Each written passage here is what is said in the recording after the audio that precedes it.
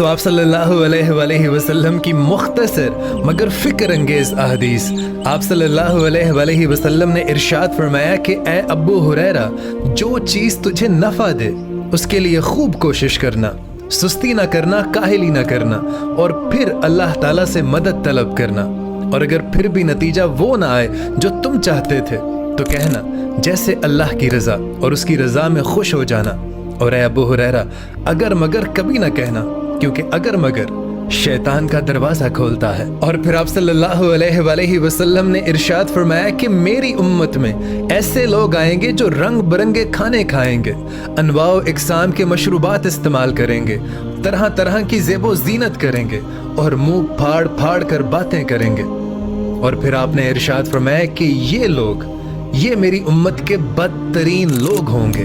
और फिर आप सल्लल्लाहु अलैहि वसल्लम ने इरशाद फरमाया कि पेशाब के छींटों से नहीं बचोगे तो कब्र के आज़ाब में मुब्तला हो जाओगे, चुगली से नहीं बचोगे तो कब्र के आज़ाब में मुब्तला हो जाओगे।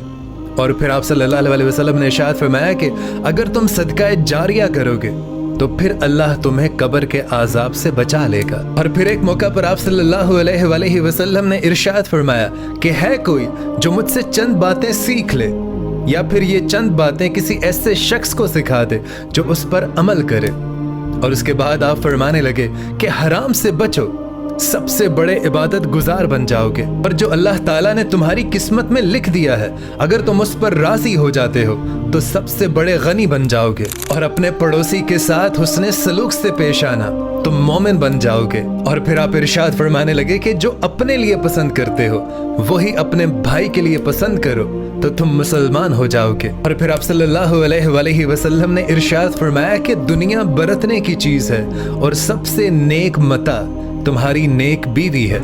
और फिर आपने इरशाद फरमाया कि मैं अपनी वफात के बाद सबसे बड़ी आजमाइश तुम्हारे लिए तुम्हारी औरतें छोड़कर जा रहा हूँ। उनके मामले में अल्लाह ताला से डरते रहना, क्योंकि उनके बारे में तुमसे सवाल किया जाएगा। और सबसे ज्यादा हक खाविंद का अपनी बीवी के ऊपर ये है कि वो उसे दीनदार बनाए, व्लॉगर नहीं।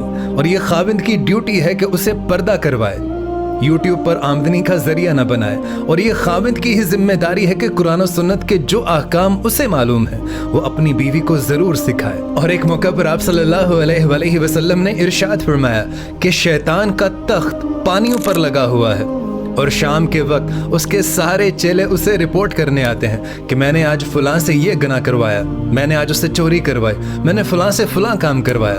तो शैतान कहता है कि पीछे हट जा, तू कोई काम करके नहीं आया।